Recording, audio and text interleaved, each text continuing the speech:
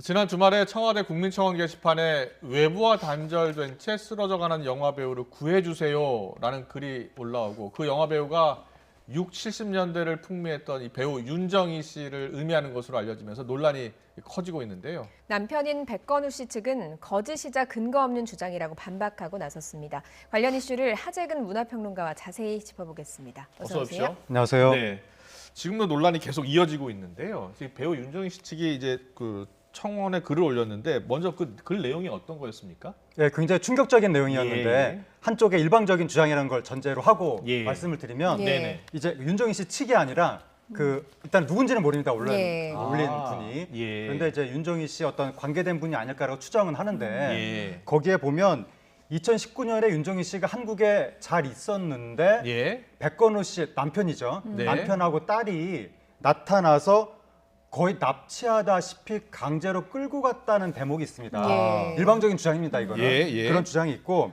그리고 이제 프랑스로 데리고 갔다는 거죠. 예. 근데 파리에 어느 아파트에 데려다 놓고 방치하고 있다. 예. 방치하고 있다. 윤정희 씨는 지금 치매와 당뇨를 투병하고 있어서 혼자 있으면 안 되는데 예. 방치하고 있는데 근데 홀로 외출도 할 수 없는 상황이고 자유가 없고 인권이 유린당하고 있다.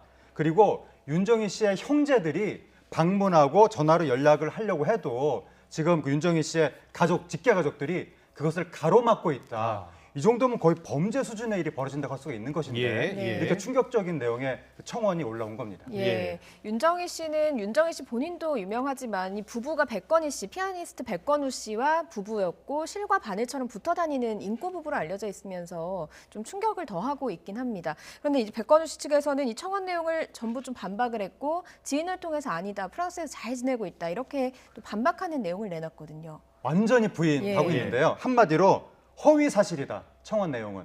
그리고 그 이제 윤정희 씨가 건강이 악화된 건 맞는데 네. 치매가 굉장히 안 좋아져서 예. 백건우 씨는 계속 해외 연주 여행을 해야 되는 입장이거든요. 예. 세계적인 피아니스트니까 그동안에 윤정희 씨랑 같이 다녔는데 더 이상 같이 다닐 수가 없는 상황이 됐는데 예. 근데 윤정희 씨를 차마 요양병원 같은 데다가 모실 수가 없어서 네. 딸이 살고 있는 딸의 집 옆집을 새로 구해가지고 거기다 모셨다. 예. 그리고 딸이 돌보고 있고 간병인이 방치가 아니라 네. 간병인이 24시간 돌보고 있다. 그 간병인은 그 백건우 씨 가족하고 프랑스 법원이 지정한 간병인이다. 예. 라고 하는 것이고 그다음에 치료도 계속해서 받고 있고 더 이상의 개인사가 낱낱이 드러나는 것을 원하지 않는다. 그렇게 입장을 밝혔고요. 예. 10일 날 이달 네. 10일 날 백건우 씨가 한국에 와서 더 자세한 입장을 밝히겠다. 그렇게 이야기하고 있는 상황이고 예. 그다음에 윤정희 씨의 지인이라는 분들도 우리나라 언론하고 인터뷰를 하고 있는데 예. 한 분은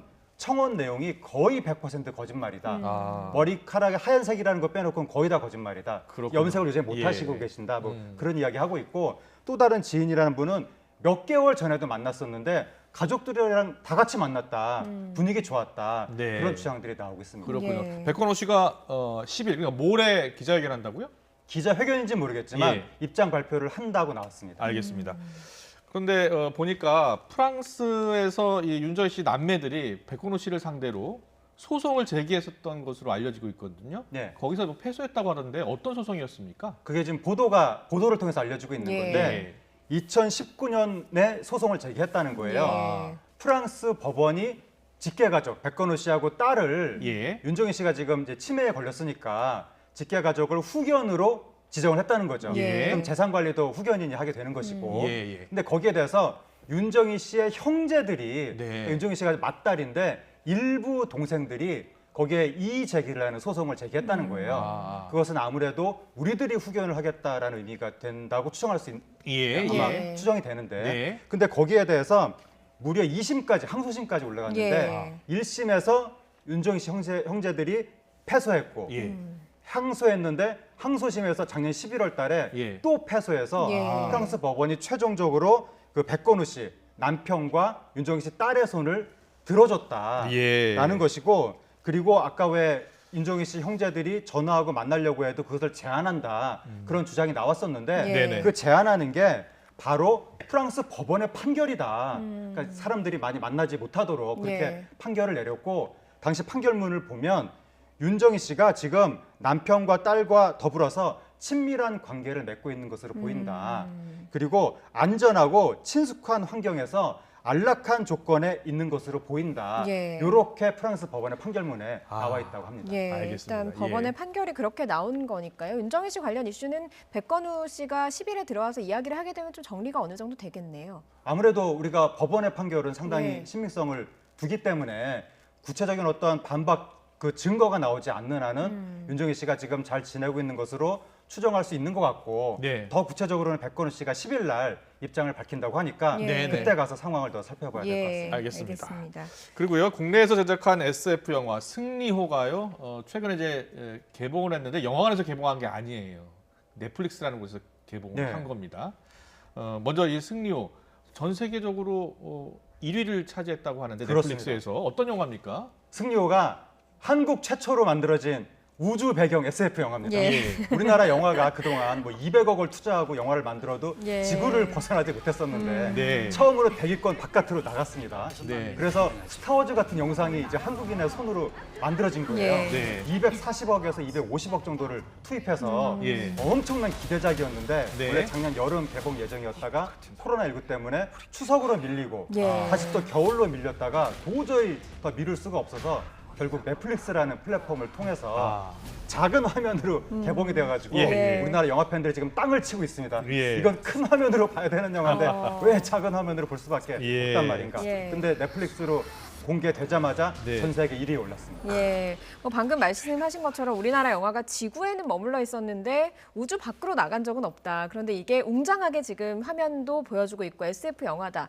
뭐 이런 호평도 있지만 네. 이야기도 너무 뻔하고 또 주연들이나 뭐 매력이 없다. 뭐 이런 이야기도 나오고 있거든요. 네. 호평과 혹평.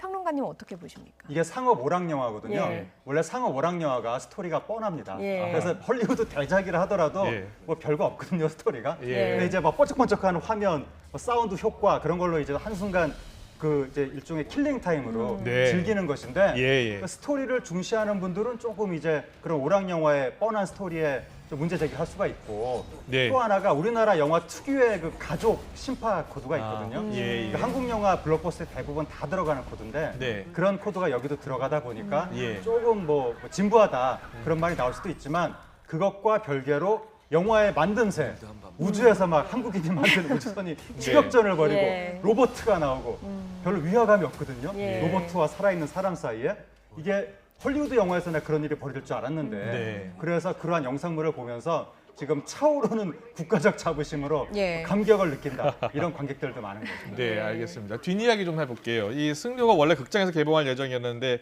넷플릭스가 산 거 아니에요, 판권을. 그렇죠. 예. 예. 원래 좀 이익이 남아야 될 텐데 얼마에 산 겁니까? 지금 구체적으로 알 수는 없지만 예. 외부적으로 알려지기로는 예. 들어간 돈이 한 240억에서 250억 정도 되는데 네. 넷플릭스가 산 돈이 한 310억 원 정도 되는 거 아니냐 그런 이야기가 있어서 예, 예. 그러니까 넷플릭스가 콘텐츠를 살 때 예. 제작비 대비 약간의 플러스 알파를 주고 산다고 그래서 플러스 알파가 이번에 한 5, 60억 된 것이 아닌가 그런 이야기가 나오는데 네. 이 영화가 만약에 작년 여름에 개봉을 했으면 네. 1000만 관객 넘고 굉장한 수익을 올렸을 가능성이 예. 있는데 안타깝게도 조촐하게 한 수십억 수익 예. 얻게 된 것 같은데 네. 이번에 승리호 말고도 승리호와 연계돼서 웹툰도 나오고 예. 앞으로 굉장히 다양한 콘텐츠로 확장될 것 같거든요. 예, 예. 그걸 통해서 또 하나의 유니버스가 한국인이 만든 유니버스가 만들어질 것 같습니다. 네, 예, 알겠습니다. 알겠습니다. 한류 열풍이 영화까지 계속 이어지고 있습니다. 지금까지 하재근 문화평론가와 함께했습니다. 잘 들었습니다. 감사합니다. 고맙습니다.